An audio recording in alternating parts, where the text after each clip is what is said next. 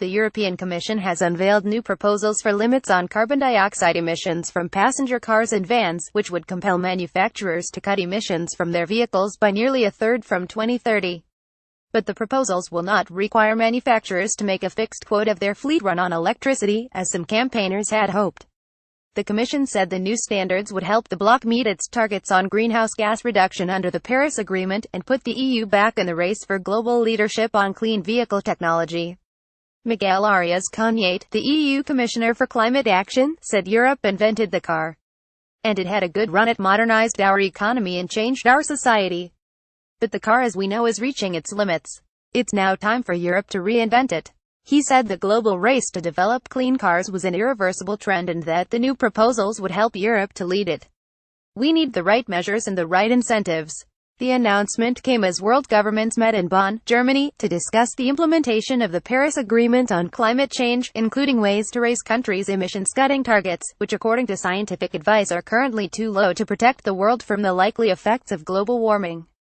The new emissions standards, if accepted, would apply to manufacturers' entire fleets. This means that carmakers can continue to produce high-end petrol-guzzling machines, as long as they offset this with lower-emission vehicles, such as electric cars, at the other end of the scale. Emissions from fleets of new passenger cars and new light commercial vehicles will have to be 30% lower in 2030 compared to 2021.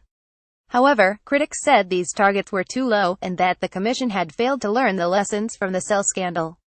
Ansgar Keen, EU Climate Policy Director at Greenpeace, said an entirely different approach was needed. Instead of seeking to make current technology somewhat more efficient, these measures are fundamentally held back by the 20th century obsession with the passenger car and combustion engine. Cities and governments across Europe are way ahead of the game, for instance on restrictions on cars in city centres. Karima Deli, chairman of the European Parliament's Transport Committee, which will have a chance to discuss the proposals, said the Commission had yielded to the lobbying of German industry, and that the regulations fell short of what is needed to meet the Paris Agreement. This gift to the automotive industry is poison, not only because it hinders modernization, needed to ensure the industry's long-term viability, but also because it delays the implementation of policies accompanying this conversion. She also condemned the Commission for refusing to set tough standards requiring the manufacture of zero-emissions vehicles, such as electric cars. By setting non-binding targets, the Commission collects loopholes. It delays innovation and the development of electric vehicles. Transport and Environment, the umbrella group for NGOs in this area, also criticized the proposals. Greg Archer, Clean Vehicles Director, said the Commission has gifted the car industry an ineffective regulation after they came calling. Removing the penalty for failing to meet zero-emission vehicle targets is an own goal.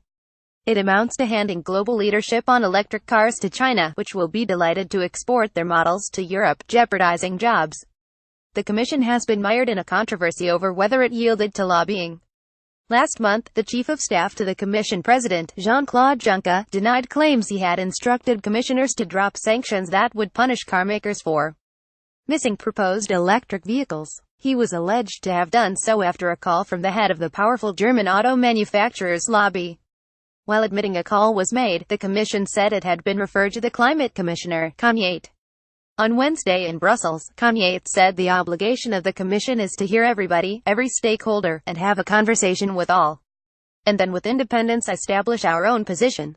There are people who want more ambition. We shall see what happens in the Parliament and the Council, which also have a say on the proposals.